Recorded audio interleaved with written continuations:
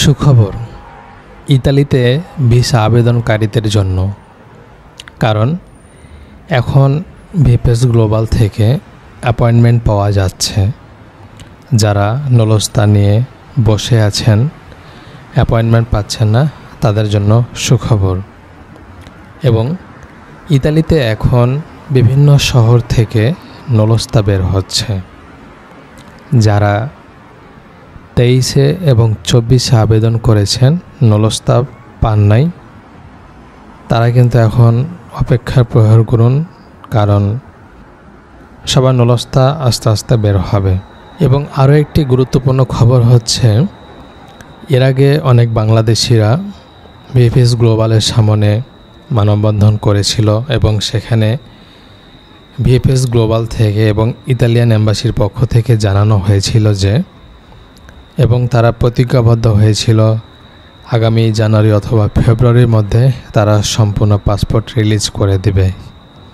কিন্তু সেই অনুপাতে তারা এখন সেরকম রিলিজ পাচ্ছে না। বিধায় তারা আগামী 7 তারিখ আবার পুনরায় মানববন্ধন করবে এবং বাংলাদেশের প্রধান উপদেষ্টা সরকার প্রধান ডক্টর মোহাম্মদ ইউনূস ওনার কার্যালয়ের সামনে মানববন্ধন করতে চাচ্ছে বাংলাদেশি ভাইয়েরা। তো এসব গুরুত্বপূর্ণ বিষয়গুলো নিয়ে কথা বলবো, শেষ পর্যন্ত দেখুন। ইতালি অনেকের কাছে একটা স্বপ্নের দেশ, আবার অনেকের কাছে না। তবে যারা স্বপ্ন দেখছে ইতালি আসবে, ভিসার জন্য আবেদন করেছে, যখনই হয়তো তারা দালালকে কিংবা মধ্যস্থকারী ব্যক্তিকে পাসপোর্ট জমা দিয়েছে কিংবা কথাবার্তা বলেছে, তখন একটা স্বপ্ন বুনতে শুরু করেছে যে তারা ইতালি যাবে। এবং সেটা নিয়ে কিন্তু একটা বেশি এক্সাইটিং কাজ করে, কখন নলস্তা পাবে, কখন ভিপেস গ্লোবাল অ্যাপয়েন্টমেন্ট নেবে, কখন জমা করবে, কখন ভিসা পাবে, মানে সব মিলে একটা এক্সাইটিং কাজ করে।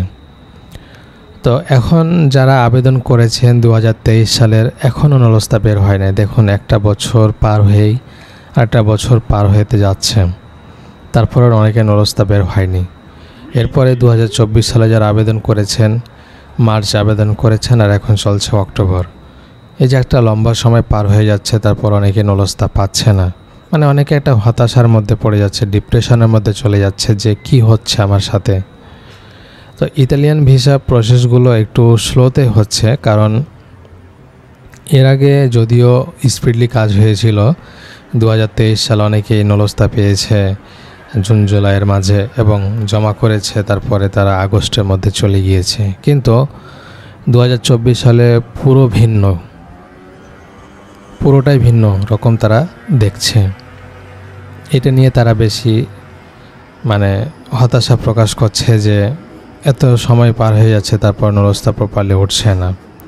আর নলস্তা এখন যে উঠছে সেটা একদম খুবই ধীর গতিতে। কখন যে তারা স্পিড বের করবে সেটা বলা যাচ্ছে না, তবে খুবই স্লোলি কাজ হচ্ছে। এরপরও যারা নলস্তা পাচ্ছেন তারা ভিএফএস গ্লোবালে জমা করার জন্য অপেক্ষা করছেন, কিন্তু অ্যাপয়েন্টমেন্ট পাচ্ছেন না। এখন সোনার হরিণের মতো হয়ে গেছে অ্যাপয়েন্টমেন্ট নেওয়া, অ্যাপয়েন্টমেন্ট পাওয়া যাচ্ছে না। তো এটা নিয়ে মানববন্ধন করার পরেও তারা কাজ করছে না। তো এসব সার্বিক বিষয়গুলো নিয়ে এখন বাংলাদেশে যারা আছেন, এরকম পরিস্থিতির শিকার হয়েছেন, তারা মানববন্ধন করবেন এবং একটা সমাধান চাচ্ছেন তারা, যে কিভাবে এটা সহনীয় পর্যায়ে নিয়ে আসা যায়। কারণ এত লম্বা সময় কিভাবে তারা অপেক্ষা করবে। অনেকে মিডল ইস্ট দেশগুলোতে আছে, ছুটি নিয়ে আসে হয়তো 2 মাস 3 মাসের, যে পাসপোর্টটা জমা করে ভিসাটা যদি হয়ে যায় তাহলে সেখানে যাবে না, চলে যাবে সেই স্বপ্নের গন্তব্যে। কিন্তু আশায় ঘুরে বলে অনেকের ক্ষেত্রে হয়ে যায় 2 মাস 3 মাস পেরিয়ে 1 বছর পেরিয়ে আরেক বছরে পড়ে যাচ্ছে, তারপরও তারা পাসপোর্ট পাচ্ছে না। এই যে তারা একটা আশা নিয়ে এসেছিল যে এখানে যদি হলো না হলে তারা চলে যাবে আবার সে কর্মস্থলে, কিন্তু সেটাও যেতে পারছে না। এটা নিয়ে এখন অনেক প্রবাসী হাহাকার একটা অবস্থা দেখা দিয়েছে। অনেকেই লোন করে কিংবা যে কোনো পারিপার্শ্বিক পরিস্থিতি পেরিয়ে তারা প্রবাসে গিয়েছিল, কিন্তু সেটা অনেকটা সমস্যার কারণ হয়ে দাঁড়িয়েছে। উন্নত জীবনের আশায় তারা ইতালির জন্য প্রসেসে দিয়েছিল, কিন্তু সেটাও হচ্ছে না। তো এখন বলা যাচ্ছে যে ইতালির অ্যাপয়েন্টমেন্ট পাওয়া যাচ্ছে, ভিএফএস গ্লোবালে অ্যাপয়েন্টমেন্ট দিচ্ছে, ওয়ার্ক পারমিট ভিসার জন্য দিচ্ছে, ফ্যামিলি ভিসার জন্য দিচ্ছে, ভিজিট ভিসার জন্য দিচ্ছে, স্টুডেন্ট ভিসার জন্য দিচ্ছে, প্রায় সবগুলো এখন তারা অ্যাপয়েন্টমেন্ট দিচ্ছে। এবং এগুলো কিন্তু নভেম্বরে পাবে। যারা এপ্রিলের মধ্যে ছিল তারা কিন্তু এখন নভেম্বরে পাবে অ্যাপয়েন্টমেন্ট। এটা অক্টোবর চলছে, এরপরে নভেম্বর, এই নভেম্বরে আপনাদের জমা করতে পারবেন। এই হচ্ছে প্রসেস। তো বিভিন্ন শহর থেকে এখন অলস্তা বের হচ্ছে। যারা জানতে চেয়েছিলেন কিংবা সর্বশেষ আপডেট আমার কাছে যেটা ছিল সেটা আমি আপনাদের সঙ্গে শেয়ার করার চেষ্টা করেছি।